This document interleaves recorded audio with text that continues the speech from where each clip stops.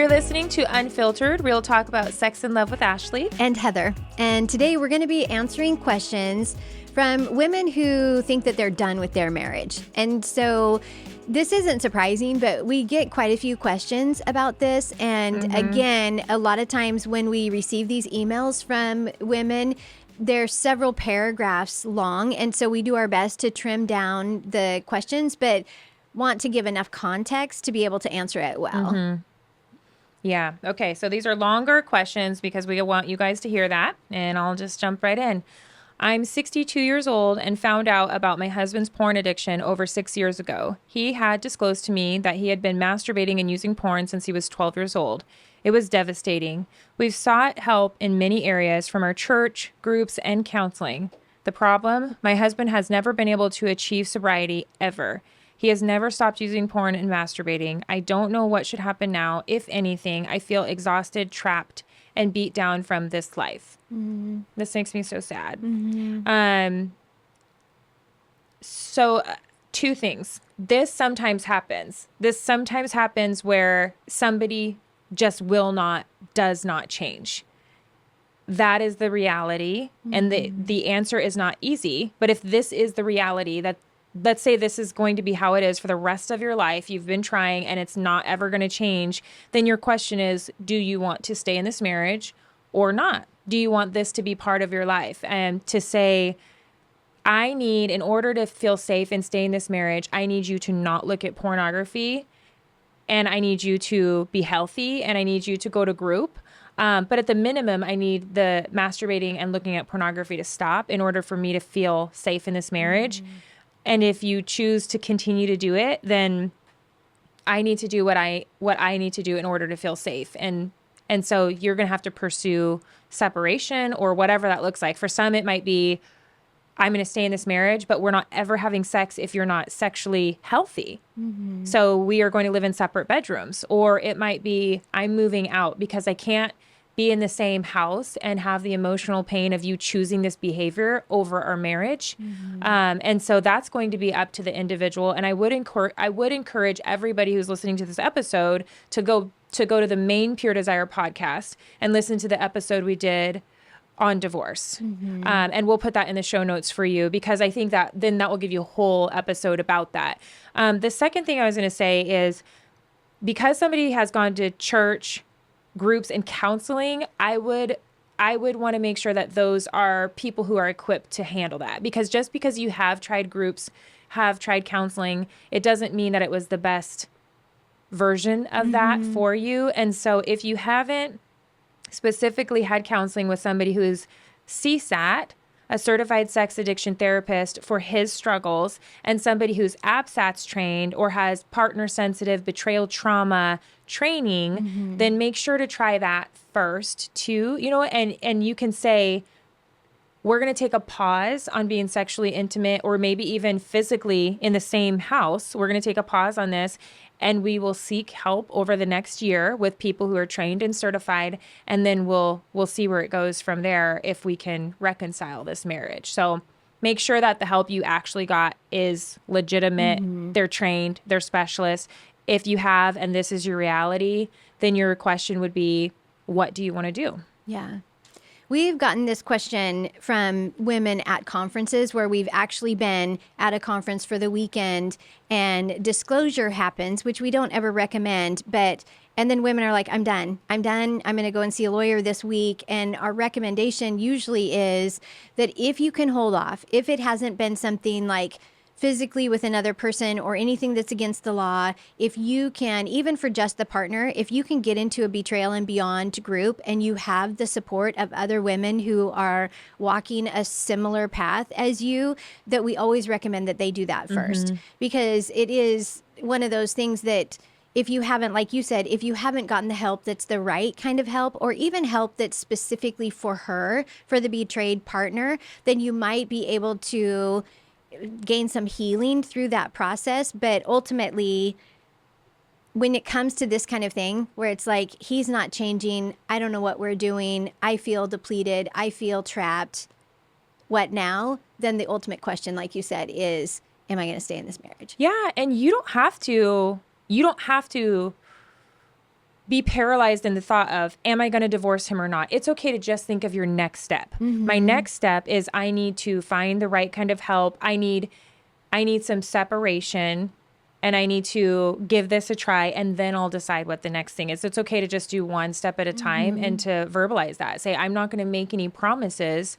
I just know for the next, 8 months, I'm going to do this group and I'm going to see this counselor, and then I'll decide after that. And sometimes even that just takes some pressure, because your mind, after going through group and getting the right kind of counseling or having a little bit of separation, is going to maybe come up with a different answer than the mind right now that's living, breathing, experiencing the pain over and over and over. So just focus on your next step. Okay, so our next question says, betrayal has been part of our relationship since before we were married, and only when it happened this third time that I'm aware of, I realized this man has not changed and is not working on changing. When I challenged him on this, he dug his heels in even harder and became cruel with me like I had never seen before. We're separated and I'm planning to file for divorce, but something is holding me back. I know women who are choosing to stay in situations similar to mine.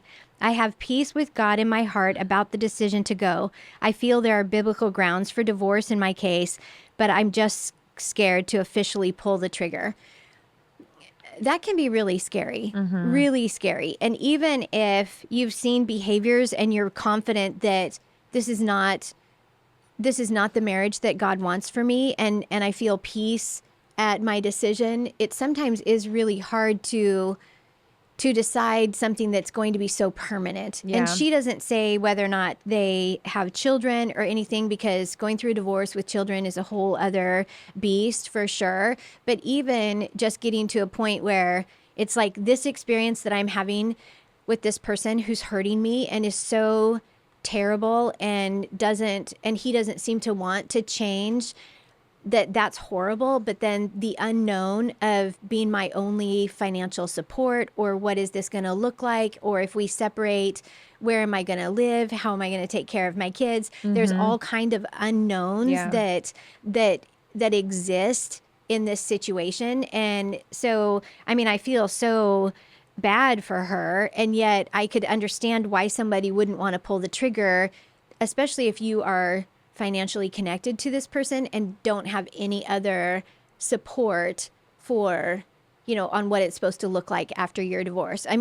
Personally, I remember being that person and getting to a point where it didn't matter what tomorrow looked like, that I could not stay in this situation, and this was going to hurt me and ultimately hurt my kids. And I also know that I probably wouldn't have survived if it wasn't for my parents, who provided financial support for me for several months for me and my kids, until I could figure out what that's supposed to look like. And so I know how scary this could be. Yeah. Absolutely. And especially when you make a decision today and there's no way you would know the impact of how that's going to affect you or your kids, even 10 years down the road. Yeah. So it's really super scary. And I think you have to do what you feel you have like God's peace about,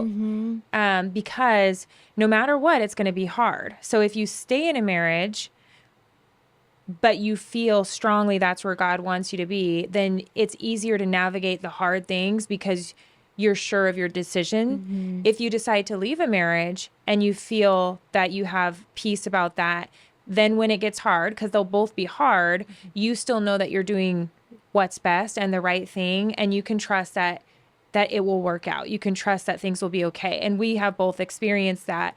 And the unknowns are scary because there are hard things coming ahead. And so I have had women that are just miserably stuck and suicidal for decades in their marriage. I'm thinking of a few right now. And it's like, well, I can't leave because I don't even know what I would do for work, or I don't even know. And I'm like, that is a different version of hard. Like having to be a working mom, been there, done that, having to be in a very unhealthy, abusive marriage.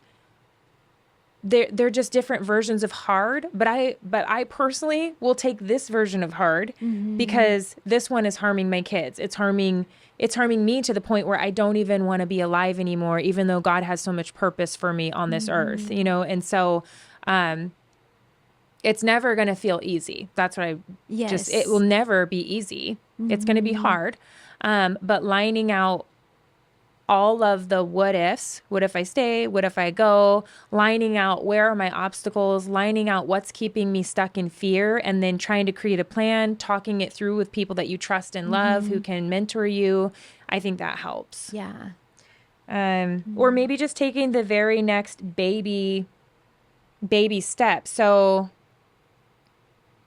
we're separated and planning to file divorce. So maybe the next step would be moving out of the house, but you don't have to go to divorce yet, you know? And it might just be, I'm going to go move in with my sister or my best friend, or I need you to move in with your parents and the kids and I will stay here. And let's see what life looks like for 6 months like this, you know, just take the next step and then figure it out. You don't have to just jump right into divorce.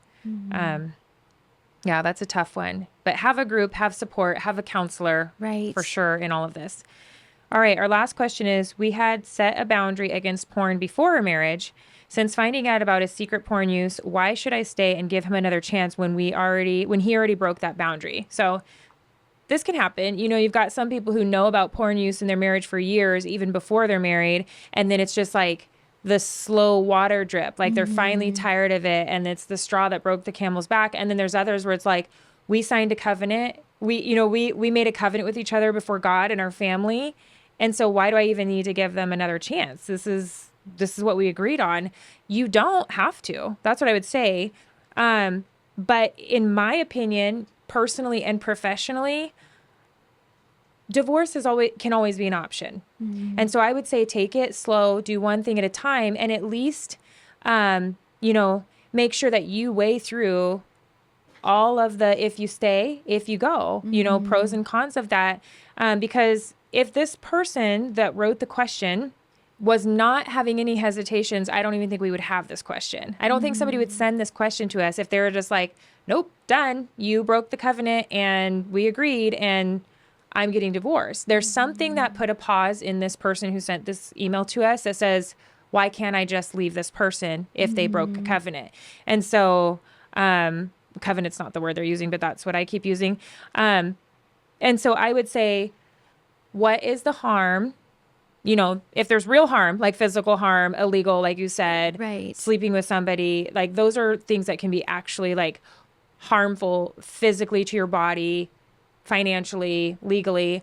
But if those are not in place and you can take things a little bit slower and just say, we're going to separate until you show me that you've gotten healthy and you've gotten help, or you can say, my intention is to pursue divorce, but I'm going to first go through a Betrayal and Beyond group just to give myself the time to process and think and enter into that divorce process with a clear mind.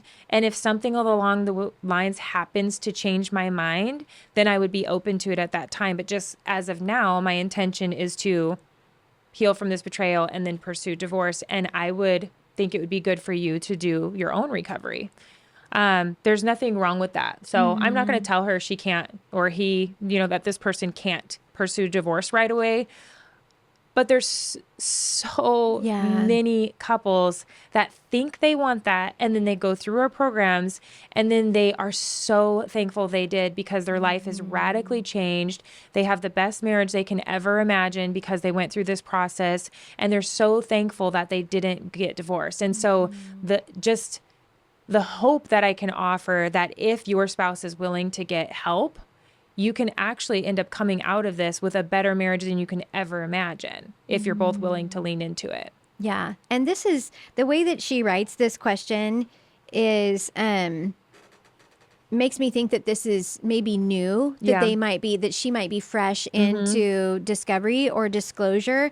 And so that's the other reason too, why sometimes giving yourself a little bit of time is really good, because the emotions and everything that's happening in your brain is based on the trauma that you're experiencing. Yeah. And so it might be, just for your brain to calm down, for your brain to come back online might be helpful as well. Because I just know that there's so much that goes into when we're traumatized by this kind of thing Yeah. that causes us to think that, okay, the only way for me to feel safe is to divorce this person, where it's like, okay, there's a lot of other things that you could do to feel safe. And to even, I don't know, I think I would also be curious if that was a boundary that they set before marriage, you know, what was going on? You know what I mean? Why is it there now? Something, it seems like there's a miss somewhere in this one. So, but yeah, definitely taking it slow and also finding wise people, wise, trusted people who can speak into this and give you encouragement and support would be really great.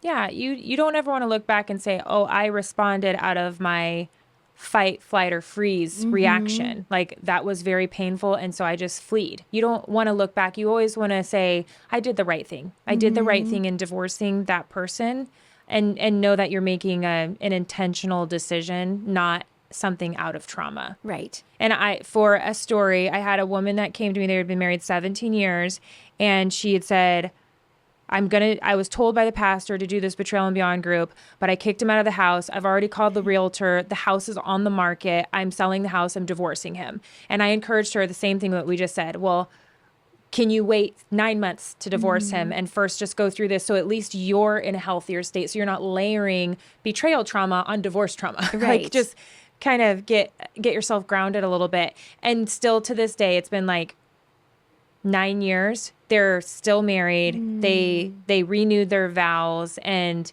they were able to both get healthy. He was able to get healthy and recovered, and she was able to heal and put in healthy boundaries to keep their marriage safe. So there is hope. So hopeful. Okay, well, thank you so much for joining us today, and we appreciate your questions. We want your feedback. We want your questions, so email us at unfiltered@puredesire.org, and if you found this episode helpful, make sure to share it with a friend.